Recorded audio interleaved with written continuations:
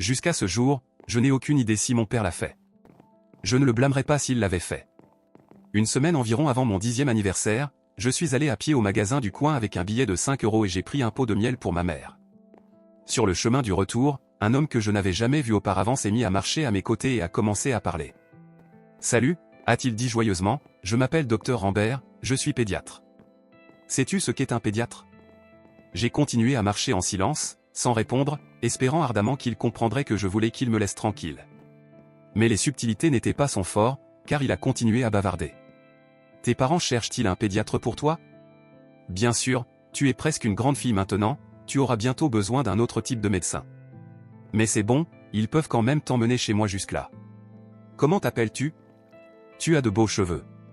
Je venais juste chercher des sucettes pour le bocal à bonbons dans mon bureau. Tu aimes les sucettes ? Heureusement, nous approchions de ma maison, alors je me suis précipité en avant, montant les marches arrière et entrant par la porte de la cuisine. Je ne le savais pas alors, mais c'était le début d'une très longue et très effrayante épreuve. Il n'a pas fallu longtemps après cela pour que Dr Rambert commence à apparaître.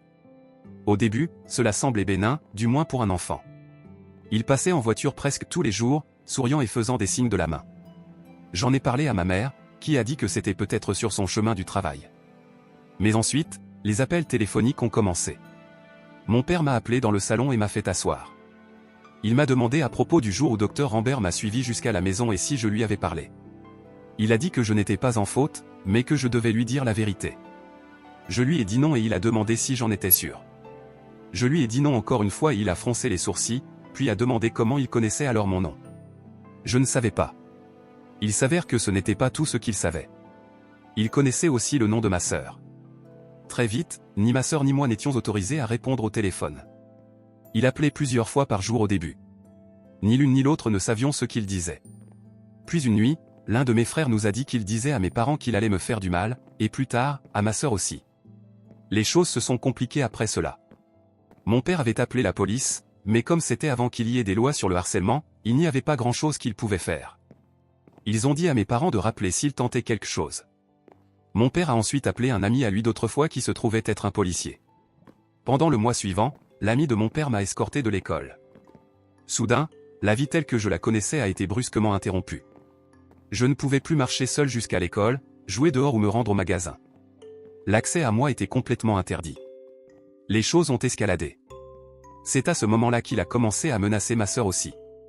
Puis un après-midi, ma sœur, 2 de mes frères, ma mère et moi étions tous dans la cuisine. L'un de mes frères a aperçu quelqu'un dans le garage, il l'avait vu aussi. Dr Rambert est sorti en courant du garage, mes frères le poursuivant. Ils ont couru jusqu'au parc, où il les a semés dans les arbres. Mes parents ont de nouveau appelé la police, mais rien n'est venu de tout cela. La seule information qu'ils avaient était une description et le faux nom de Dr Rambert. Quelques semaines plus tard, nous nous sommes réveillés pour trouver notre chien pendu sur le porche arrière. C'était une magnifique chienne berger allemand, née le même jour que moi. Nous étions tous dévastés. Les policiers ont dit qu'il n'y avait aucune preuve que c'était lui et ont déclaré que c'était un accident, mais aucun d'entre nous n'y croyait. Ces appels téléphoniques devenaient plus informatifs. Entre-temps, ils parlaient de qui était à la maison et qui ne l'était pas. Si mon frère disait que mon père était à la maison, il lui disait qui était vraiment dans la maison. Il parlait aussi de la maison elle-même, de la fenêtre de la cuisine qu'il pouvait facilement ouvrir de l'extérieur même lorsqu'elle était verrouillée, et des portes-fenêtres qui reliaient le salon au porche latéral et comment la serrure pouvait être ouverte de l'extérieur si on la secouait juste comme il faut. Cette nuit-là, mon père a mis des clous de charpentier en bas des portes-fenêtres jusqu'à ce qu'il puisse en commander une nouvelle. Mes parents ont dû se rendre à un événement d'entreprise pour le travail de mon père. Mes frères aînés étaient au roller skating rink, ma sœur était au téléphone avec sa meilleure amie, mon petit frère était sur le sol endormi. Je regardais une émission à la télévision. Soudain, le haut de la porte-fenêtre s'est ouvert vers l'intérieur et dans les quelques millisecondes avant que les clous en bas ne provoquent un retour, j'ai pu voir sa silhouette. Ma sœur a jeté le téléphone sur la télévision et nous avons couru en haut des escaliers. À mi-chemin, nous avons réalisé que notre petit frère était toujours endormi sur le sol du salon. Aussi silencieusement que possible, nous sommes redescendus pour aller le chercher. Nous sommes tous allés dans notre chambre et n'avons pas allumé la lumière. De cette façon, nous pouvions voir à l'extérieur. Nous avons regardé par la fenêtre pendant un moment et quand nous ne l'avons pas trouvé, nous avons avancé dans le couloir jusqu'à la chambre de notre frère pour regarder. Nous avons regardé en bas et avons pu voir quelqu'un debout à la porte arrière. Il a frappé fort. « Que veux-tu » demanda ma sœur par la fenêtre. Il a reculé et a dit, « Est-ce la résidence merci? J'ai une pizza à livrer, pouvez-vous venir à la porte ?» Elle s'est moquée de lui, déclarant qu'elle n'était pas stupide, elle pouvait voir qu'il n'avait pas de pizza et qu'elle appelait les flics.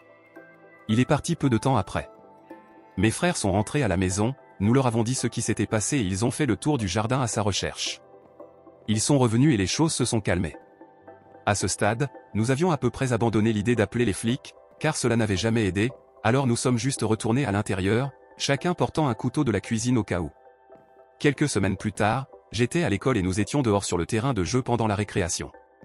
Je me balançais à l'envers quand j'ai vu cette désormais familière Ford Galaxy bleue passer lentement.